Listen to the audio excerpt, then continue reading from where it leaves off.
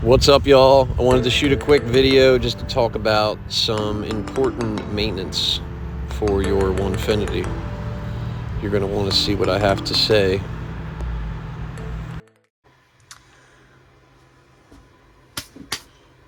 All right.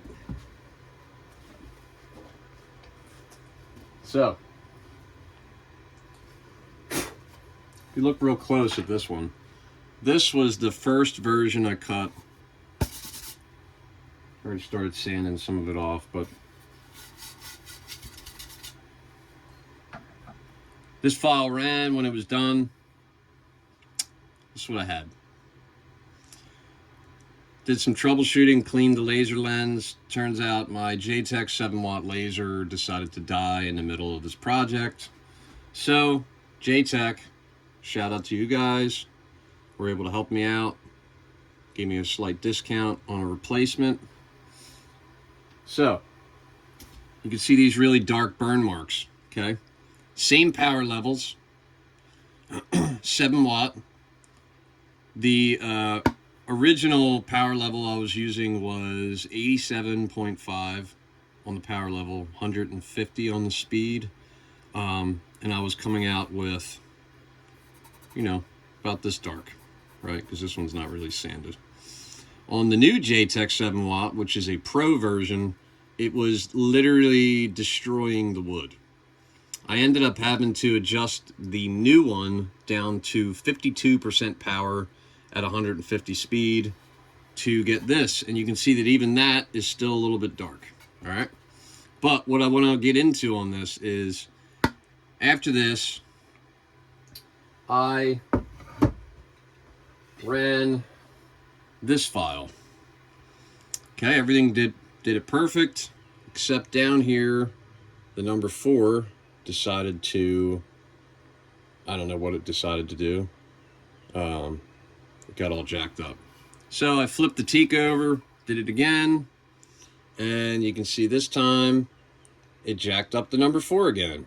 So I went back to check my file, and I'm like, something's wrong. If you look real close, this little end, if you slid it right up into that gap, it would be perfect. So, this side I actually already sanded it off because I'm not going to go spend money on more wood. I had the same exact issue, except part of the chimney was missing. The number 4 was jacked up again. The point I'm trying to get to, there's 2 points to this video. One, Jtech laser for your Onefinity is amazing. Okay, this is the Jtech 7 watt Pro. You saw it in the video at the beginning. I have some other videos on my channel where I was trying to cut through wood with my old 7 watt and it wasn't doing anything. So I have reason to believe that the 7 watt that I had before, even though it wasn't a pro version, really wasn't firing at the power it was supposed to be. Now I'm confident with this one, the pro version, that I'll cut through 1/4-inch plywood with no issues, which I'll test that in the next week or two and put a video on my page. But the other point I'm trying to get to, which is maintenance of your machine, okay? There was nothing wrong with the file at all. I did not go in and redo it. The only thing that I did, and I learned this early on, and I should have known better, was when you fire up your Onefinity and it asks you to home it, whenever I would run my laser, I would typically not tell it to home because I was usually doing something small, right? Keychain or a wallet, something smaller. This is a 15-inch circle, so what I had done was I had moved the machine over. I always do like an outline. I rebooted my machine this morning and homed it, and then did it, and the file is perfect. So, lesson learned, if you're using your machine and it's acting up, it's not your machine, it's not the laser. First thing you should try is reboot your machine, home it, and try again. All right. I've had my Onefinity for 4 years. I've only had one other issue with it, and what it was I loaded new firmware on the machine. I should have deleted all my files out. I had a video on that early on.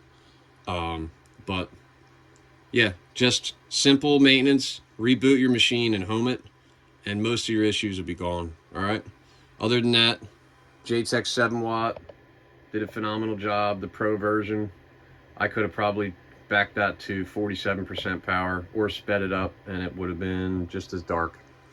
But thanks for watching, guys. Don't mind the mess in the shop. Have a great day.